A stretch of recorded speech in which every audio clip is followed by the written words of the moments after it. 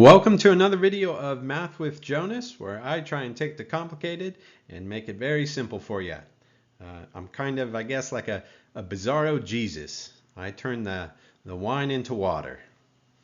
Today we're going to look at short division instead of long division. If you're like me, I find long division really annoying, obnoxious, and it takes up a lot of room on your paper.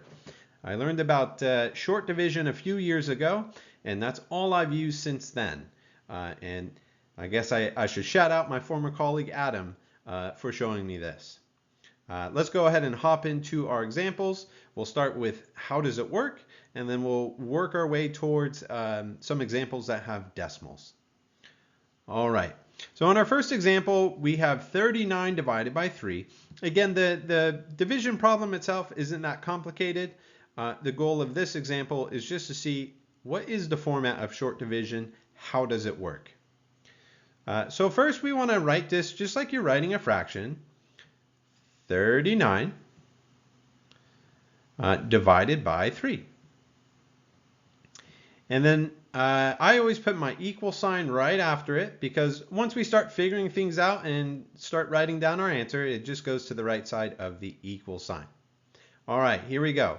So we have to first say, how many times does this 3 at the bottom go into the first number here, which is also a 3. So how many times does 3 go into 3? That is once. And that's evenly, so there is no remainder. We'll see in future examples what happens when there's some leftover stuff. So now we can move to the next number. How many times does 3 go into 9? Well, that's also, or not also, but that's 3 times evenly. So we put our 3 out here. And again, there was no leftover, no remainder. It went perfectly into 9 3 times. So we are done. So we have figured out that 39 divided by 3 is 13. All right. See how much less work that is? Okay, so in this one we're going to have a little bit of remainders or carryover stuff. I don't think our answer is going to be a remainder quite yet. So again, we want to write it just top to bottom, 54, just as like you're reading it, 54 divided by 3. And I always like to put my equal sign there right away. I know where I want to write my answers. So now we have, how many times does 3 go into 5? Now, definitely once. It definitely fits in there once. Not twice so, because that's 2 times 3 is 6, and we've gone over 5. So only once. But we didn't get exactly 5, did we? 3 times 1 is 3. So that leaves you a remainder of 2. So we go to the next number here, 4, and we're going to write a little 2 above it. So that's where our remainder goes. And now for the next part of this, we're not looking at how many times does 3 go into 4. Because of this remainder, we're looking at how many times does 3 go into 24.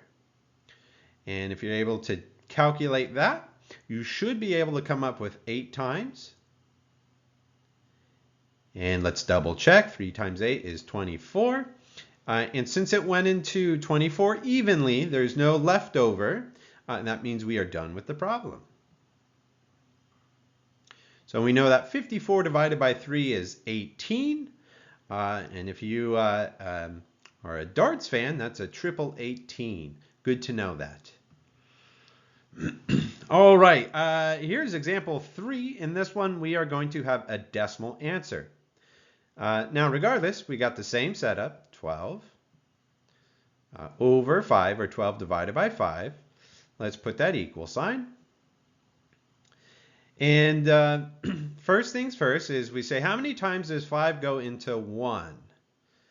That it doesn't go into 1. That'd be 0 times. Since we're not working with a decimal quite yet, I'm going to leave that 0 off. So now we can say, okay, how many times does 5 go into 12? You should be able to come up with 2 times. 3 would be a little bit too much. 1 would be a little bit too small. But it does go into 12 2 times. However, 5 times 2 only makes 10. So that leaves you with a remainder of 2.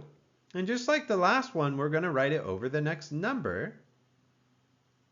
But maybe you're noticing something funny in that, well, there isn't a next number. So this is when you have to go in and add a decimal. So I'll add it here. And I'll add it to our answer, because that's going to follow along. And remember, after a decimal, you can keep this number as 12 if you just write a 0. 12 and 12.0 are the same thing. And now our next part of this is how many times does 5 go into 20? So how many times does 5 go into 20? And that would be 4 times. And that works out nice and evenly. 5 times 4 is exactly 20, so we don't have to keep continuing adding zeros.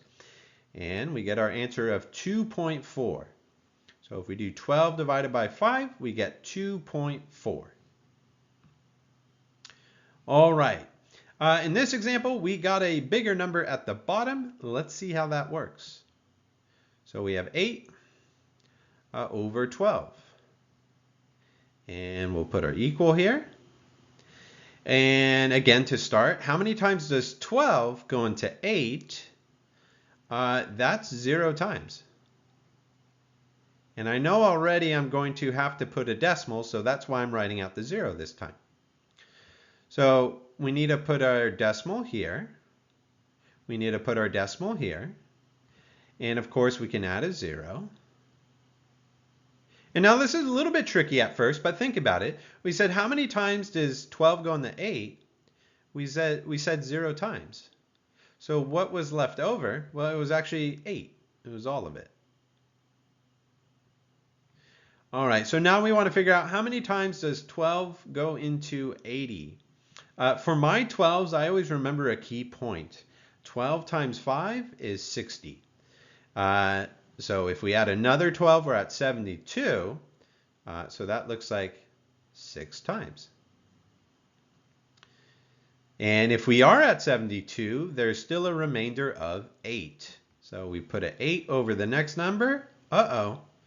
There is no next number. So again, just go ahead and add another 0. And maybe you're seeing a pattern right now, but yeah, we got 12 and the 80 again, so we're going to write 6 again, and then it's going to be remainder 8, and then we're just going to keep repeating 6s on and on and on and on and on. And so if you don't know this, a nice way to write that is we can write our answer as 0.6, and we put a little bar over the 6, because that's the part that's going to keep going on and on and on and on and on and keep repeating. So if we have 8 divided by 12, that would be 0.6 repeating. And of course, a lot of people will write that answer as a fraction. In this video, though, we are going to stick to decimals. All right, in this example, what's going to happen if our top number is a decimal? Let's check it out. 21.6. And we're going to divide by 6. Let's get that equal sign. And to be honest, not a whole lot changes when you have a decimal up top. It's not that bad. So 6 into 2, that 6 does not go into 2. So let's look at all of 21. How many times does 6 go into 21? Well, I do know that 6 times 3 is 18. That leaves us with a little bit of a remainder. What's the difference between 18 and 21? That should also be 3.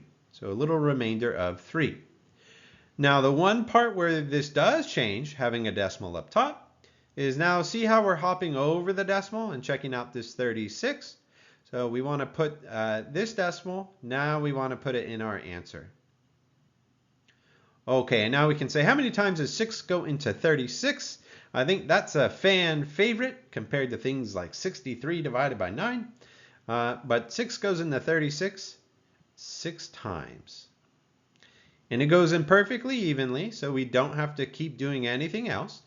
And we get 21.6 divided by 6 is 3.6. All right, not so bad so far. Hopefully by the end of this, I can convert you to short division. It's so much less work and it takes up so much less space on your paper compared to long division. I also think it's less of a headache. Okay, so let's look at another one. We got a decimal up top, but this time it's a decimal that's smaller than 1. So we got 0.35. And we're going to put that over 7. You were just reading the problem. 0.35 divided by 7. Okay, so 7's not going to go into 0. And because there's a decimal coming up, now I put the 0 here. There's a decimal. Let's put it in our answer.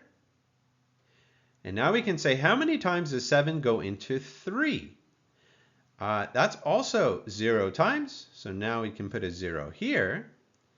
And remember that remainder is actually 3. Now, of course, in that situation, some of you are not going to write the little 3 above.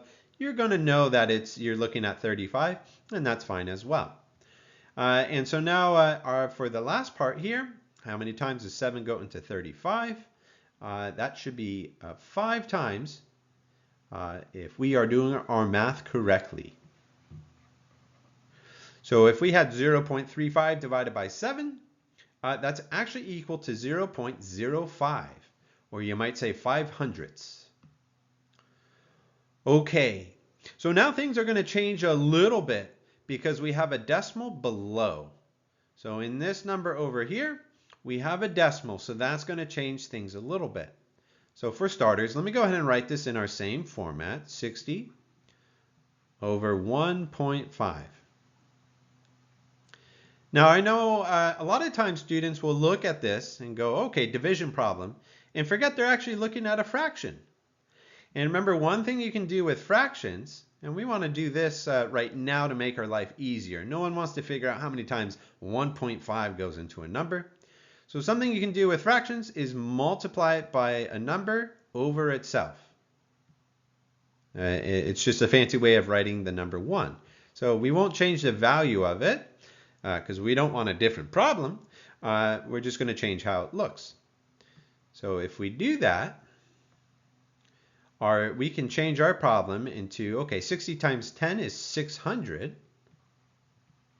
And 1.5 times 10, that's just going to move everything a place value over, or you can move that decimal, and you get 15. So if we solve 600 divided by 15, we are solving 60 divided by 1.5. They will get the exact same answer. All right, let's go ahead and practice our short division. 15 won't go in the 6, so let's consider 60. This is a good one to remember because this is on a clock, right? 15 minutes, 15 minutes. You do that 4 times, you get an hour. So 15 goes into 60 4 times. There is no remainder. However, you do want to consider this 0 at the end. Our answer is not 4. We still have to consider this 0. How many times does 15 go into 0? That would be 0 times. And there is no remainder because this number is 0.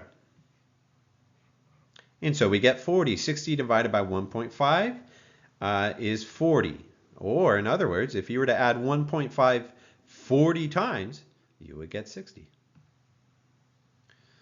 Okay, we got 2 more examples to go here. In this one, we're going to divide by a number that's less than 1. And you can notice that in the numerator and the denominator, they have a different number of decimal places. Again, let's start by writing it out. 7.5 over 0.25. And again, it's really helpful to not have a decimal in your denominator when doing these. It just makes your life a lot simpler. Now the problem is if I multiply just by 10 over 10, it's going to move the decimal once, but we'll have 2.5. So we need that decimal to actually move 2 times, and we're only concerned about what's happening in the bottom of the fraction. Whatever happens up top isn't a big deal, as we saw earlier. So when you're moving it twice, we actually want to multiply by 100. And so we have to write 100 up here. We have to keep it the same number. And so let's go ahead and rewrite this. So 7.5 times 10 makes 75. Then we got to multiply by 10 again, and we get 750. And on the bottom, the whole reason we multiplied by 100 was to shift this decimal twice, and we get 25. Now we can do our short division, and this problem will yield the same answer as our original problem. So how many times does 25 go into 7? It doesn't. So let's consider 75. How many times does 25 go into 75? This is what I like to call quarter math. So how many quarters are in 75 cents? You should get 3 quarters. And again, this one goes in perfectly evenly. So let's consider how many times does 25 go into 0? That is 0 times, and there is no remainder. So we get 30. In our last example for today, gotta save the best for last. We have a decimal divided by another decimal. Let's check it out. So 0.4 divided by 0.032. So remember, to move the decimal once, we multiplied by 10. To move it twice, we multiplied by 100. But here we want to move it 3 times. So we're actually going to multiply by 1,000. And again, we just want to copy that number up here. We're only focused on getting rid of the decimal on the bottom, and we'll let whatever happens up top happen. Let me go ahead and make this decimal a little bit better. Okay. So let's start with the easier part. And on the bottom, we move it 3 times, and we get 32. Now here we can move it once to get 4, and then again we'll get 40, and then again we'll get 400. So we want to figure out what is 400 divided by 32, and that's a little bit simpler than doing 0.4 divided by 0.032. Ugh, gross. So let's go ahead and get our equal sign there. 32 won't go into 4. So how many times does 32 go into 40? That's once. However, there's a remainder. So it didn't get exactly 40. There's a difference of 8. So we'll put our 8 up here. And how many times does 32 go into 80? You should be able to come up with 2 times. And if you need to, make a note off to the side, because 32 times 2, okay, that's 64. And we're getting a remainder because we didn't get quite 80. So that remainder is going to be 16. We're out of room here. So let's go ahead and put our decimal here, decimal there. And let's add some racetrack by adding a 0 here. And remember, our remainder was, I'm sorry. The remainder was 16. I was about to write 64 up there. Maybe don't write stuff down. So our remainder was 16. Okay, how does this work? Well, how many times does 32 go into 160? My reference point is I know 30 times 5 is 150. So let's think about it. Okay, I think 5 will be good. And 32 times 5 actually is 160. It goes into it perfectly. So we are done. No more dividing. And we get 12.5. So 0.4 divided by 0.032 is 12.5. Thank you very much for watching this video about short division. I hope I've converted you and that you never use long division again.